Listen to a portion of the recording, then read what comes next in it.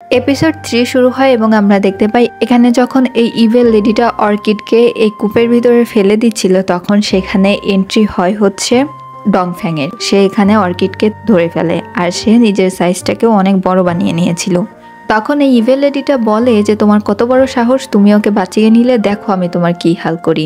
এই সময় সে তার কিছু সেনাদেরকে ডংফ্যাংকে মারতে পাঠায়।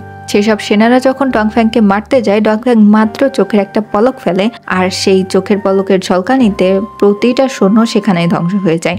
তখন ডংফ্যাং করে কি, সেই কূপটাকে একদম ভেঙে দেয় আর সেই কূপের ভিতরে যত ইভেল শক্তি ছিল সেগুলো বের হয়ে যেতে থাকে এবং এই হাইসা সিটির পুরো কমিউনিটির ভেতরে সেই ইভেল স্পিরিটগুলো ঢুকে যেতে থাকে এবং এখানকার পুরো কন্ট্রোল সেই ইভেল স্পিরিটরা নিয়ে নিতে থাকে। এখানে হচ্ছে ডংফ্যাং অর্কিডকে বলে, আজ থেকে তোমার প্রতিটা মুহূর্ত প্রতিটা সময় শুধুমাত্র আমার, আমি যেখানে যেখানে থাকবো তুমিও সেখানে সেখানে থাকবে। এখানে একটা ছোটখাটো আমি স্পয়লার দিয়ে দেই, সেটা হচ্ছে ডংফ্যাং যে এত পাওয়ারফুল আর ডংফ্যাংই হচ্ছে মুন ক্লানের সুপ্রিম, এটা অর্কিড এখনো বুঝতে পারে না। অর্কিড মনে করছিল যে ডংফ্যাং হয়তো মুন ক্লানেরই কোনো ছোটখাটো সিনফুল সৈন্য। এখানে সে ডংফ্যাংকে অনেক বেশি থ্যাংক ইউ জানায় এবং এখান থেকে অর্কিড চলে যাবেই। তখন ডংফ্যাং আবার অর্কিডকে আটকায় এবং বলে, আমি তোমাকে বলেছি না যে তুমি সবসময় আমার সঙ্গে থাকবে। তখন অর্কিড মনে করে হয়তো ডংফ্যাং অর্কিডকে পছন্দ করে ফেলেছে।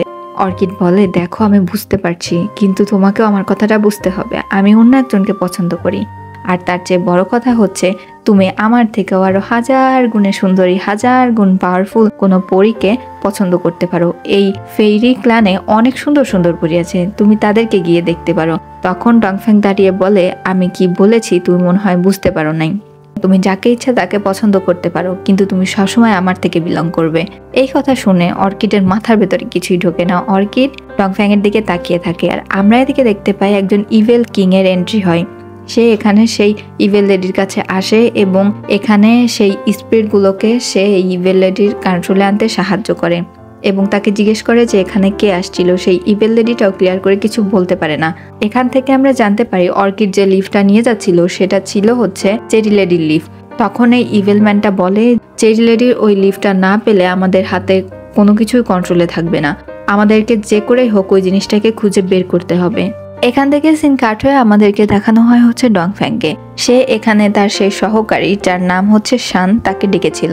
শানের কাছে সে জিজ্ঞেস করে যে তুমি কি জানো যে এই মেয়ের থেকে আমি কিভাবে ছুটকারা পাবো, কারণ সেই ম্যাজিক্যাল ফ্লাওয়ার যেটার নাম হচ্ছে শিল্যান হোলি ফ্লাওয়ার, যার কারণেই কিনা ডংফ্যাং অর্কিডের সঙ্গে একদম বাধা পড়ে গিয়েছে। তখন তার এই সহকারী শান জানায় 30,000 বছর আগে হচ্ছে শিল্যান হোলি টাইপ নামের একটা অনেক বড় পাওয়ারফুল ফ্যামিলি ছিল, যাদের অস্তিত্ব কিনা এখন নেই। তারা যে কিভাবে গায়েব হয়ে গেল সেটা কেউ জানে না। মুন ক্লান হচ্ছে এতটাই পাওয়ারফুল যার কারণে ডংফ্যাং 3টা ক্লানেই নিজের কন্ট্রোল রাখতে পারে, কিন্তু ডংফ্যাং এর থেকেও বেশি পাওয়ারফুল হচ্ছে এই শিল্যান ক্লানের লোকজনরা। আর এই সিম্বলটা হচ্ছে সেই শিল্যান ক্লানেরই একটা সিম্বল। সে জানায় এটার থেকে যে কিভাবে ছুটকারা পেতে হয় এটা শুধুমাত্র শিল্যান ক্লানের সেই লোকজনরাই জানতো। তখন এখানে ডংফ্যাং বলে, সেটা ব্যাপার না, এর থেকে ছুটকারা আমি কোনো না কোনোভাবে নিয়েই নেব। এদিকে আমরা দেখতে পাই ডংফ্যাং এর চোখ দিয়ে পানি আসছিল। এত বছরের ভেতর ডংফ্যাং এর বয়স অনেক 1000 বছর, সে একদিনও কান্নাকাটি করে নাই। তখন ডংফ্যাং ভাবে যে আমি কান্না করছি কেন পাগলের মতো। তখন তার মনে পড়ে যে তার ইমোশন এখন পুরোটাই অর্কিডের উপর ডিপেন্ডেন্ট। সে বুঝতে পারে যে অর্কিড কোনো কারণে কান্না করছে। অদৃশ্য হয়ে চলে যায় হচ্ছে অর্কিডের সে অরবিটাল হাউসে। অর্কিড যখন ডংফ্যাংকে দেখে তখন সে দৌড়ে বের হয়ে আসে তার রুম থেকে এবং এখানে সে ডংফ্যাংকে বলে, আপনাকে অনেক বেশি ধন্যবাদ আমাকে হেল্প করার জন্য, কিন্তু তুমি এখানে কেন আসছো, তুমি এখান থেকে যাও, কেউ আমার সঙ্গে তোমাকে দেখলে আমাকে ভুল বুঝবে লোকজন।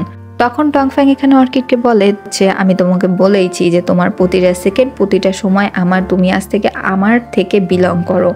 অর্কিড তার পুরো পাওয়ার দিয়ে এখান থেকে ডংফ্যাংকে চলে যেতে বলে, বাট অর্কিডকে ডংফ্যাং এর সঙ্গে পারে, অর্কিড নিজেই পড়ে যায় আর রুমের ভেতরে হচ্ছে ডংফ্যাং চলে আসে। এখানে রুমের ভেতরে এসে অর্কিড হচ্ছে ডংফ্যাংকে বলে, আমি তোমাকে বলেছি যে আমি একজনকে পছন্দ করি। ডংফ্যাং অর্কিডকে কাছে টেনে নিয়ে বলে যে তুমি কাকে পছন্দ করো কি না করো সেটা তোমার উপর ডিপেন্ড করে, বাট আমি তোমাকে বলেছি যে তুমি আমার থেকে বিলং করো, তাই তুমি না চাইলেও তোমাকে সবসময় আমার সঙ্গে থাকতে হবে।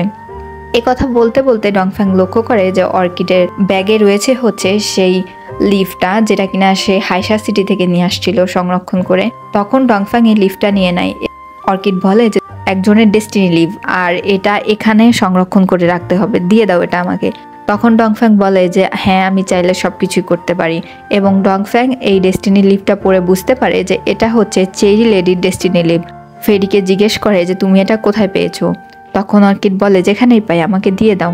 কিন্তু এটা কোনোভাবেই ডংফ্যাং অর্কিডকে দেয় না এবং সেটা নিজের কাছেই রেখে দেয়। এখানে আমরা দেখতে পাই ডংফ্যাং যখন এই লিফটটাকে দেখছিল তখন সেখানে অর্কিড চলে আসে এবং তার পুরো পাওয়ার লাগিয়ে এই লিফটটা ডংফ্যাং এর থেকে নেওয়ার চেষ্টা করে। অর্কিড এবং ডংফ্যাং দুজনের এতটা পাওয়ার ব্যবহার করে ফেলেছিল এই লিফটটাকে টানাটানি করতে গিয়ে যে এই লিফটটা একদমই ঝলসে যায়। আমরা দেখতে পাই ডংফ্যাং অর্কিডের দিকে চোখ গরম করে তাকায়। এখন ডংফ্যাং চাইলেও অর্কিডের কোনো ক্ষতি করতে পারবে না, কারণ অর্কিড হচ্ছে এখন ডংফ্যাং এর প্রাণভোমরা। অর্কিডকে যদি কেউ হার্ম করে সেই জিনিসগুলো ডংফ্যাং এর উপর দেখা দিবে। সো এখানে ডংফ্যাং রাগের চোটে অর্কিডকে ঝুলিয়ে রাখে এবং বলে তুমি আমার থেকে জিনিস ছিনিয়ে নিতে চাও, তোমার কত বড় সাহস লিটল ফেইরি। এই কথা বলে ও অর্কিডকে ঝুলিয়ে রাখে। পর্যায়ে ডংফ্যাং অর্কিডকে নামিয়ে নেয় এবং তার সঙ্গে কথা বলবেই তখন আমরা দেখতে পাই এখানে সিয়াংজু আসে অর্কিডের সঙ্গে দেখা করতে। সিয়াংজু অরবিটাল হাউসের বাইরে থেকেই হচ্ছে অর্কিডকে ডাক দেয়। সেই ডাকটা অর্কিড শুনতে পায় এবং সে তো যাবে। তখন ডংফ্যাং অর্কিডকে যেতে দেয় না, আর আমরা দেখতে পাই সিয়াংজু অরবিটাল হাউসের ভেতরের দিকে আসতে থাকে। এখন অর্কিড আর ডংফ্যাংকে দেখে নিলে তো অনেক বেশি ঝামেলা হয়ে যাবে অর্কিডের। তখন আমরা দেখতে পাই যে অর্কিডের একটা ফ্লাওয়ার ফ্রেন্ড যে কিনা চলে যায় হচ্ছে সিয়াংজুর কাছে এবং বলে যে অর্কিড হচ্ছে একটু বাইরে গিয়েছে। এখানে সিয়াংজু এই ফেরিটাকে বলে যে অর্কিড আসলে বলেও যে অর্কিডের সঙ্গে আমার একটা দরকার ছিল, যাই হোক আমি এখন যাচ্ছি। এই কথা বলে সিয়াংজু এখান থেকে চলে যায়। এদিকে আমরা অর্কিডকে দেখতে পাই যাকে কিনা ডংফ্যাং হচ্ছে মুখ চেপে ধরে রেখেছিল যাতে অর্কিড এই সিয়াংজুর কাছে যেতে না পারে। এখানে তো অর্কিড কান্না করতে থাকে যে সিয়াংজু আমার এখানে দেখা করতে আসেই না, খুব রেয়ারই হয় যখন কিনা সিয়াংজু কোনো প্রয়োজনে আমার কাছে আসে।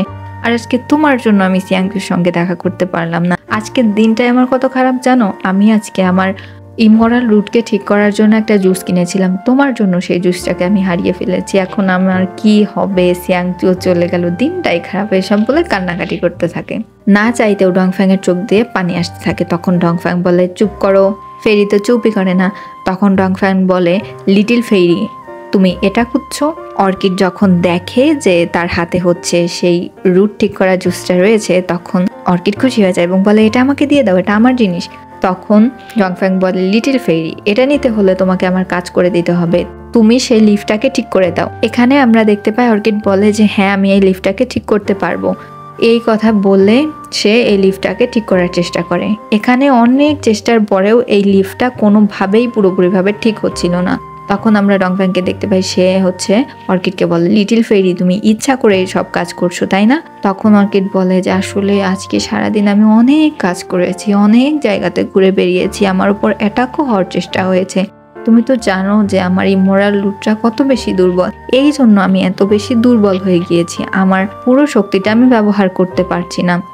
আজকে যদি আমি রেস্ট নেই ভালো মতো তাহলে কালকে সকালে উঠে আমি তোমার এই লিফটটাকে ঠিক করে দিতে পারবো, এখন আমার ঘুমের প্রয়োজন। তখন ডংফ্যাং বলে আচ্ছা ঠিক আছে।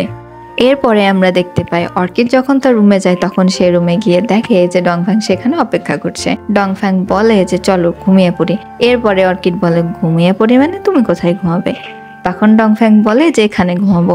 ডংফ্যাং তার বেডে গিয়ে শুয়ে পড়ে অর্কিডের বেডে গিয়ে। তখন অর্কিড বলে এখানে আমি ঘুমাই, এটা আমার বেড, তুমি এখান থেকে যাও। ডংফ্যাং বলে এটা কোনো ব্যাপার না, তুমি আমার পাশে শুয়ে পড়ো, বেডটা অনেক বেশি বড়। তখন অর্কিড বলে যে এরকম হয় নাকি, তুমি এখান থেকে যাও, আর আমি তো তোমাকে বলেছি আমি তোমাকে পছন্দ করি না। তখন ডংফ্যাং চোখ বাঁকা করে অর্কিডকে বলে তুমি আমার থেকে বিলং করো, আর আমি তো তোমাকে বলেছি তুমি যেখানে আমি সেখানে। ডংফ্যাং এর কথা শুনে বুঝতে পারি যে ডংফ্যাং এইসব লাভ ভালোবাসা ইমোশন কিছুই বুঝে না।